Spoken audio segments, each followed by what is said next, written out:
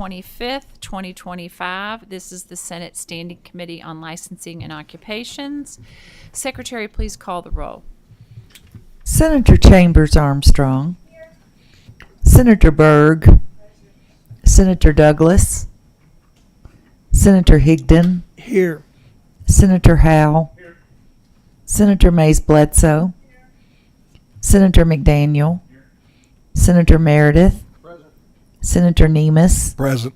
Senator Nunn. Present. Chair Rocky Adams. Here. All right, it looks as if we have a quorum and we are duly constituted to conduct business. Do any of our members have any introductions this morning? Senator Higdon? Thank you, Madam Chair. I do have a guest with me here today, the Caldwells from Lebanon. They're here with the Carver School of Social Work at Campbellsville University. They're here for Lobby Day, and if they're in the room, there they are. Thank you all, and welcome to the Kentucky State Senate and the L&O Committee. All right, let's make them feel welcome. Okay, seeing no further introductions, let's go ahead and get down to business. First on our agenda today is Senate Bill 20, and this is an act relating to administrative regulations. It also has an emergency clause on there, sponsored by Senator Matt Nunn. So if you would like to introduce yourself for the record, I don't know if you have any guests, and just please proceed. Thank you, Madam Chair and members of the committee. I am Senator Matt Nunn, representing District 17. I have no guests today. I hope everyone noticed I did limp coming in. I am not above getting a sympathy vote. So, Senate Bill 20, I'm going to explain it basically two ways. Number one, what it does, and number two, why it's needed. So what it does, it's a proactive measure. It protects Kentuckians from overly burdensome regulations and ensures the state remains a pro-growth economic environment for individuals and businesses, and it also controls spending. It restricts state agencies from promulgating administrative regulations that would cost more than $500,000 over any 2-year period in implementation and compliance costs. It does allow for appropriate limited exceptions. It carves out limited exceptions to allow for regulations expressly authorized by the General Assembly in response to an emergency, to prevent loss of federal funds, or that relate to the licensure of health facilities and services. So why it's needed? It increases transparency and accountability. By requiring legislative engagement to promulgate costly regulations, elected officials have the opportunity to review and discuss regulations that may be overly burdensome to Kentucky's individuals and businesses. It also encourages collaboration. In order for a high fiscal impact regulation to be promulgated, it would require collaboration between agencies, lawmakers, and stakeholders.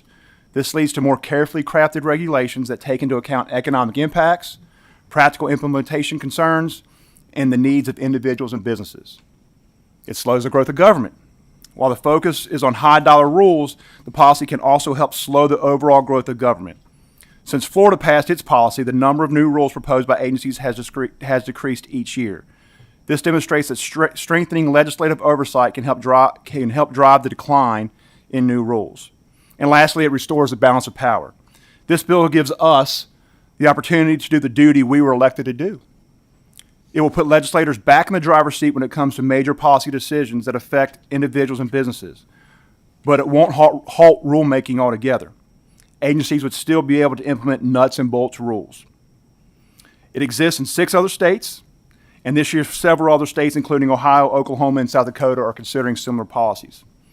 So the bottom line is Kentuckians deserve a transparent and accountable government that works for them, not against them.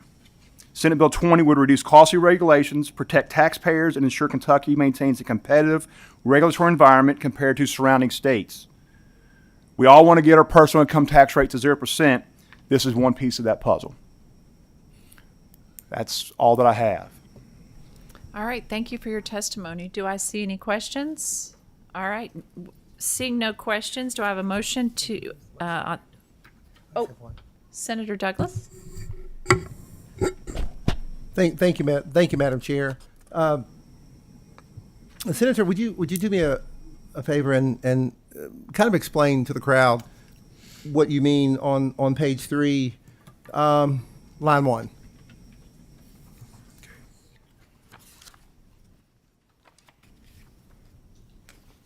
So the major economic impact you're saying? Yes, sir. So what this does is it defines a major economic impact, which is also defined in other places in KRS, as $500,000 over a 2-year period. So if a rule would result in compliance and or implementation cost greater than $500,000 over a 2-year period, that rule becomes null and void and then has to be approved by the General Assembly. Thank you very much. Thank you very much, Senator. Thank you, Madam Chair. Senator Higdon? Thank you, Madam Chair. Senator Nunn, this is a good bill, much needed. What some might not fully understand the difference between an administrative reg and a statute or state law.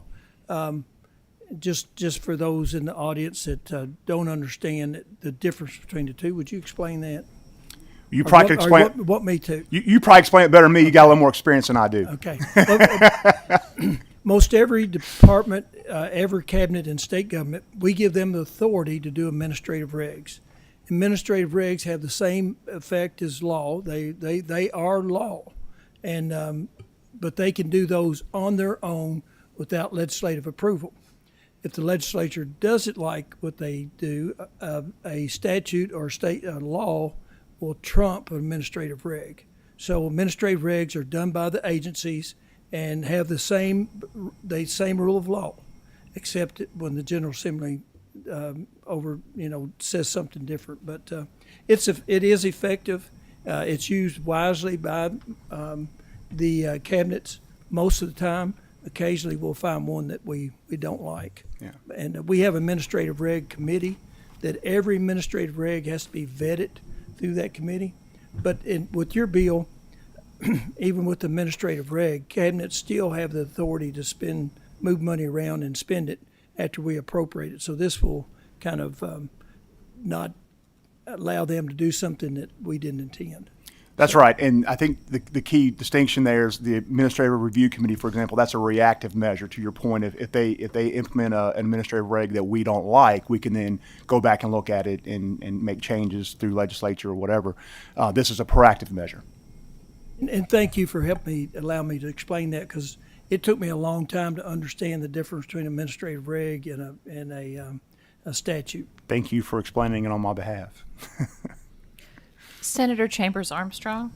Thank you, Madam Chair. I was interested, I'm looking at the definition of economic impact, and it seems like it's only about the cost of folks who would comply with it. And I'm wondering if there's anywhere in this legislation that perhaps prevented societal costs are taken into account in the economic impact. So I'm thinking about a regulation that say it's estimated to cost $400,000 to comply in the first year and then $100,000 a year afterwards, but it's going to prevent millions of dollars in cancer and healthcare spending or environmental abatement that's going to need to happen if we don't do it.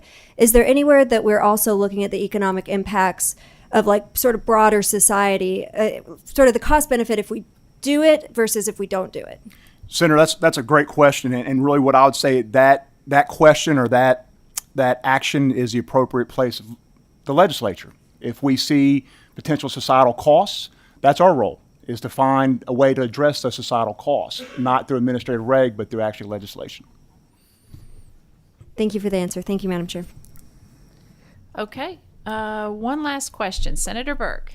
Thank you. Thank you, Madam Chairman, and thank you, sir. Do you anticipate seeing any problems? You know, the administrative regs, they work year-round. We only are in session, 30 days one year, 60 days the next. How is the legislature going to be able to respond to these concerns in a manner that doesn't delay input for a full year? That is a great question, Senator.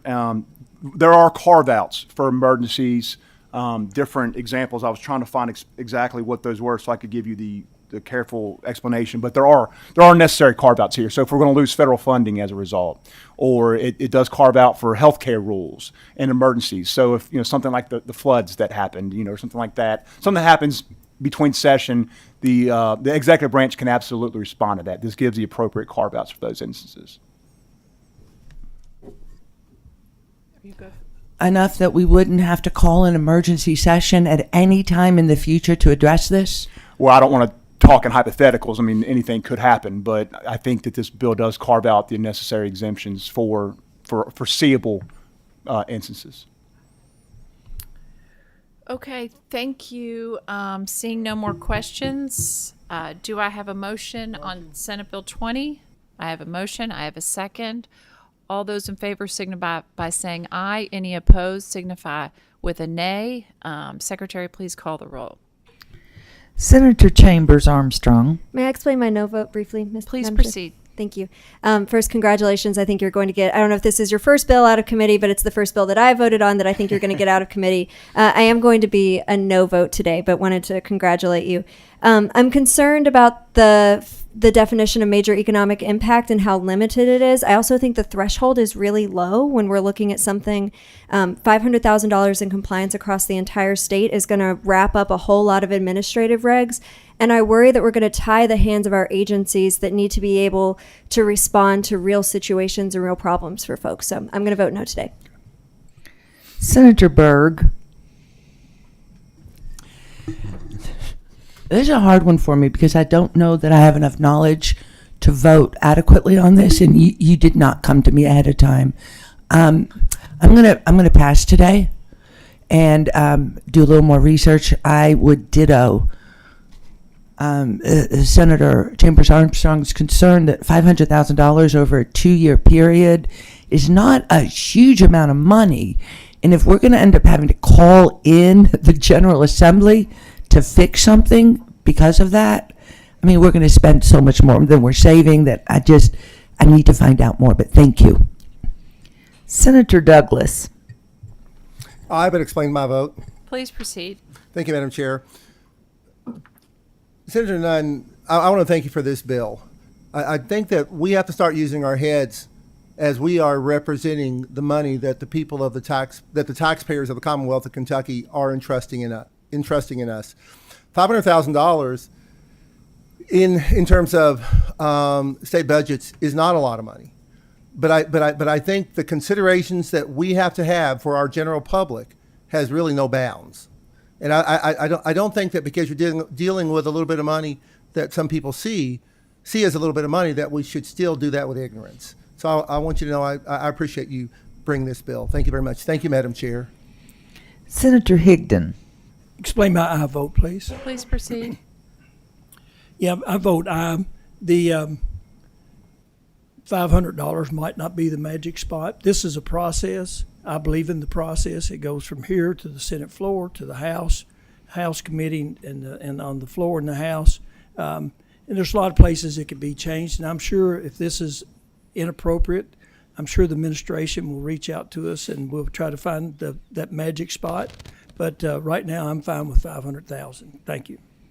Senator Howe, Explain my vote, Madam Chair. Please proceed.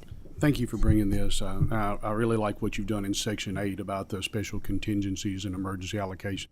One of the things we always struggle with is being able to anticipate anything in the future when we don't know what's going to happen, and that seems to be pretty targeted, but leaves a lot of room to handle things that come up as they go forward. And I read this a little differently than some of the questions. I thought the trigger for the $500,000 of expense, one, it triggers the ability to evaluate things to make sure they're worth the cost of what we're doing. And in that, it allows us to explore as a legislature the derivative cost and the secondary impact that Senator Chambers Armstrong mentioned. Where in the administrative process, that's not really the road. They're targeting going down a line, and that allows us to pull some of these that we might not otherwise do or know about to be able to address those secondary costs. So I think it has a really good benefit there. Thank you. Senator Mays Bledsoe, And I vote aye. Senator McDaniel, Senator Meredith, Senator Nemus, Aye. Senator Nunn, Aye. Chair Rocky Adams. Aye. All right, Senate Bill 20 passes out with favorable expression. Thank you very much for bringing this bill to us today. And I was wondering, did you bring the puppy along with the limp? I did not, but if it helped my cause, I'm glad he's here. Yeah, exactly. So thank you very much. Thank you, everyone. All right, so next on our agenda is Senate Bill 127. This is an act relating to real estate license reciprocity. Our sponsor today is Senator Shelley Funky Frohmeyer. So if you could have introduce yourself and have your guests introduce themselves and proceed. Thank you, Chairwoman Adams. So excited to be in front of your committee for the first time. So I have special guests. I'll have them introduce themselves and provide some very good specifics regarding the bill. I'm Senator Shelley Funky Frohmeyer, Senate District 24, Campbell, Pendleton, Bracken, the northeast corner of Kenton. My name is John Tallarigo. I'm General Counsel for Perry Real Estate College. Oh, sorry about that. My name is John Tallarigo, General Counsel for Perry Real Estate College. We're a real estate education provider in Kentucky. And my name's Dominic Rossi. I'm the CEO of Perry Real Estate College. Would you like me to kind of do some of the background? Yeah, so we're real estate education providers here in the state of Kentucky. We're here in front of you today because we're trying to rectify some issues that were caused by the termination of bilateral agreements between Kentucky and a few other states. These reciprocal agreements were terminated unilaterally and without notice, and leaving hundreds of our students stranded and other education providers in the state of Kentucky's students stranded. The problem with these agreements is that they can take years to negotiate. There's no lasting standards, and they can be canceled by the other jurisdiction overnight. We're not proposing a change to any of the existing standards. We're just saying let's take what's in those agreements and codify it so it's a stable standard going forward. We shouldn't allow Kentucky students, education providers, or the commission to be at the whim of regulators in other states. So on that. I also wanted to share that we are being forward-looking on this. Ohio is monitoring what we're doing closely so that they can consider adopting the same process and updating their statutes in Ohio as well.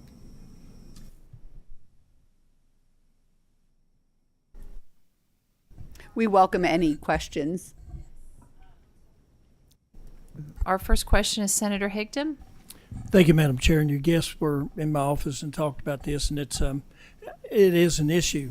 I guess my question, Senator Frohmeyer, is we in licensed occupation, we've done countless compacts, whether it be nursing or just a long list of professions that we've entered into a compact with other states that kind of assures that, especially with the military, they're with Fort Knox and Fort Campbell, they've been very insistent on some of these compacts where if one of their soldiers and a spouse are transferred into Fort Knox or Fort Campbell, that spouse, if they have a license, whether it be beautician or, again, just the list goes on, and we've entered into compacts. Why wouldn't this work well as a compact?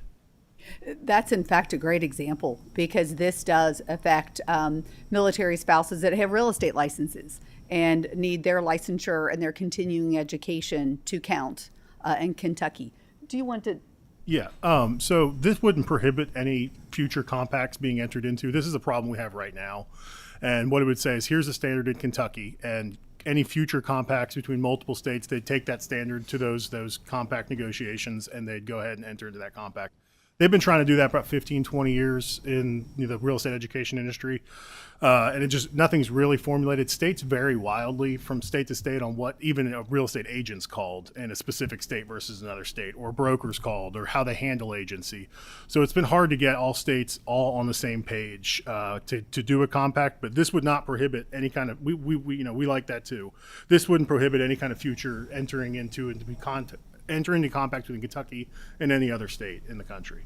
But it would help military spouses that do move into the state now that had a license in another state. Here's a process in order to get a Kentucky real estate license. It's set that standard now.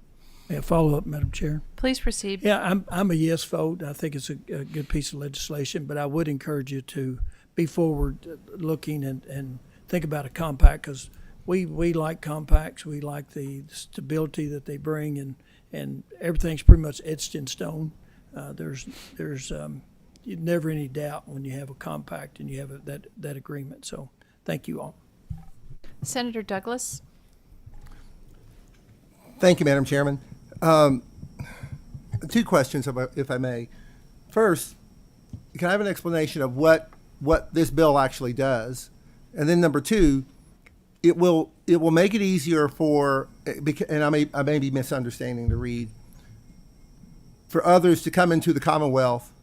Does it also make it easier for those who are licensed here in the Commonwealth to go to those states?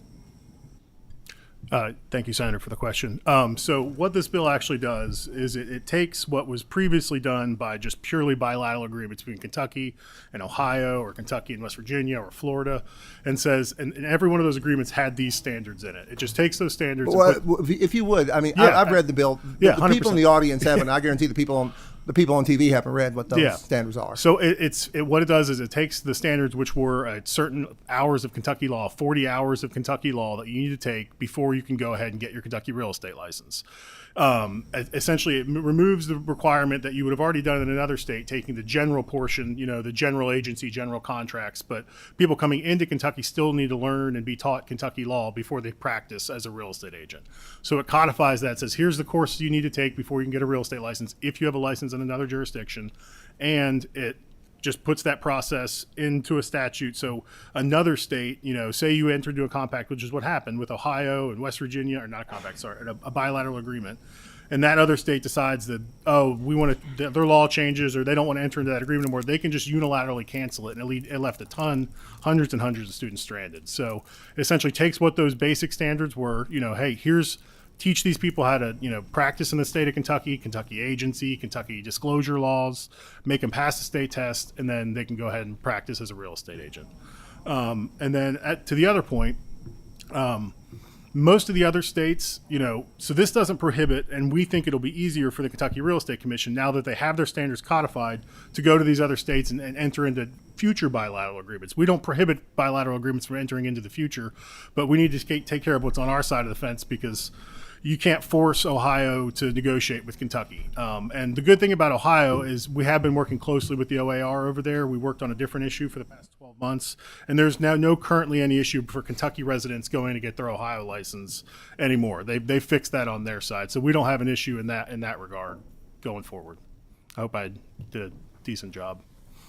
Thank you. All right, Senator Meredith?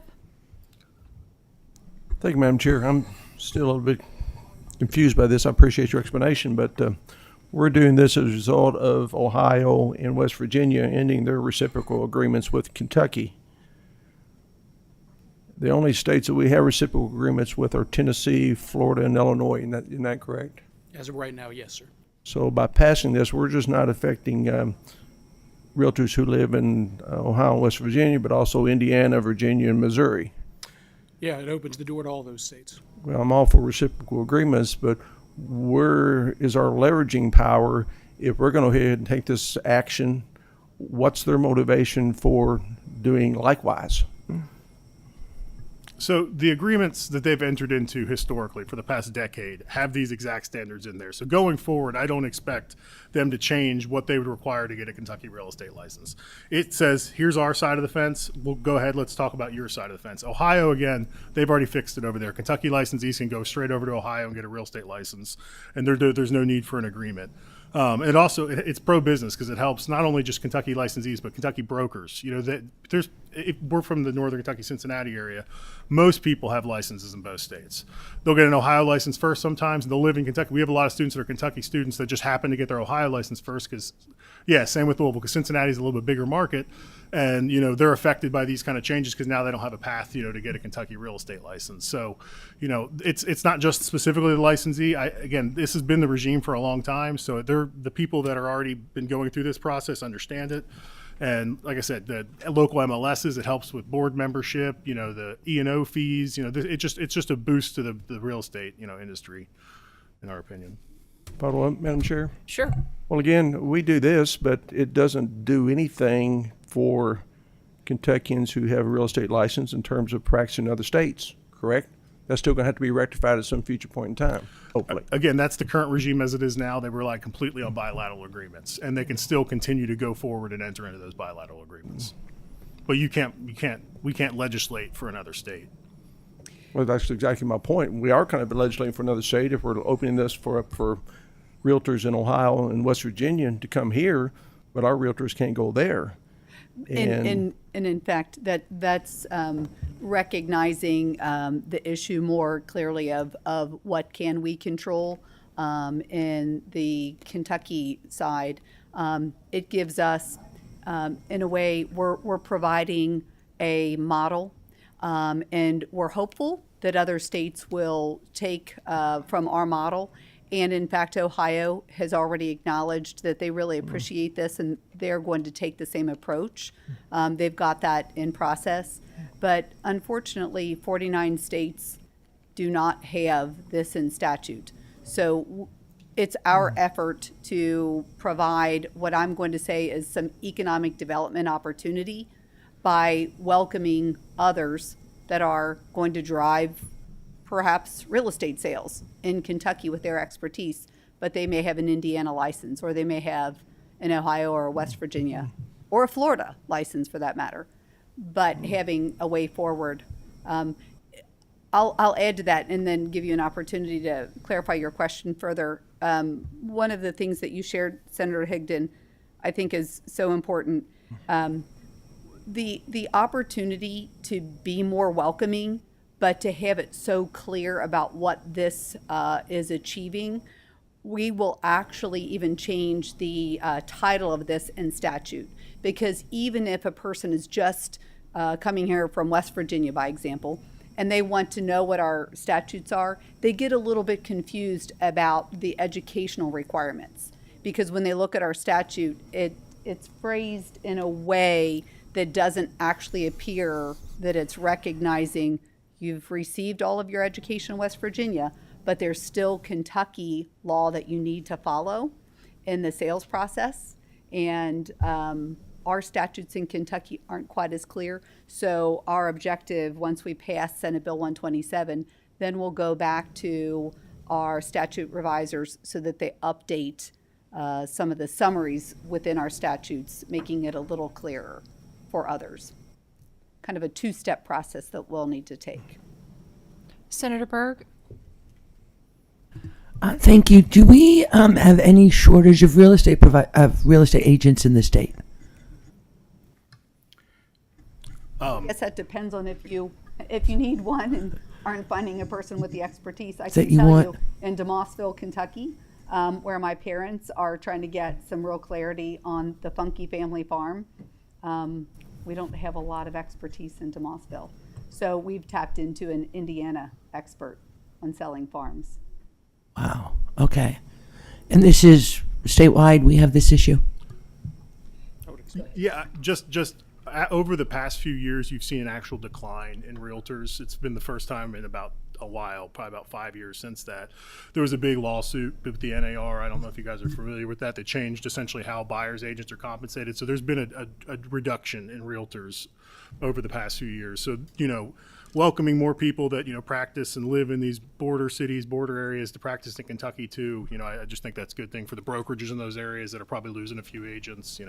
We think it's a good pro-business move. All right, seeing no further questions, do I have a motion on Senate Bill 127? So moved. Do I have a second? All right, Senator Higdon. All right, all those in favor signify by saying aye. Any opposed, like sign. And Secretary, please call the roll. Senator Chambers Armstrong. Senator Berg. Senator Douglas. I'm going to have to decline. And may I explain my vote? Sure. I think that when I read about stabilizing Kentucky's real estate reciprocity, my concern is that we're only stabilizing it for the other states. And as competition increases, legislators don't tend to do things that are going to anger their constituents. So my concern is that we will open up our borders, yet nobody else will, or at least they still have the option of not keeping theirs open. And I just have a concern about that. So I have to say no, Madam Chair. Senator Higdon. Senator Howell. Senator Mays Bledsoe. I'm going to explain my vote. Please proceed. Thank you, Chairman. I'll vote aye today, and I totally understand the premise and what you're trying to do here. I do want to get some more feedback from my own realtors and the Kentucky realtors. They haven't really weighed in on this publicly. I think that's important just moving forward. Thank you. Senator McDaniel. Senator Meredith. Explain my vote, Madam Chair. Please proceed. I'm voting no because, again, this appears to be very unilateral, and I think it's rather naive to suspect if we pass this that all the other states are going to follow suit. I don't think we'll be the model for this. I've not heard from a single Kentucky realtor who says we need to do this, and I think it negates our negotiating ability to have reciprocal agreements in other states if we take this action before other states do. So, again, I'm no. Senator Nemus. Explain my vote, please. Please proceed. I'm voting aye, somewhat reluctantly, but as I understand it, this is just the education part. Realtors can still go to Indiana, Ohio. They just will have to go through their education part. Indiana, Ohio, and other states can, with or without this law, still come to Kentucky and get their license. It's just that Kentucky is now saying that your education elsewhere will be considered as part of the education here. I vote aye. Senator Nunn. Explain my vote. Please proceed. I'm going to vote aye. However, I really echo the sentiments of my colleagues, Senators Meredith and Douglas. I agree with what they're saying, but I am inclined to vote aye to let this move forward in the process, as Senator Higdon talked about. I believe in the process, so I'm inclined to let it move out of committee so we can have further debate with the entire body. Chair Rocky Adams. Aye. All right, so Senate Bill 127 passes with favorable expression. Thank you all for being here today. And is there any more business Thank you, from the Chairwoman. committee? I don't see any, so I will entertain a motion to adjourn. All right, we are adjourned.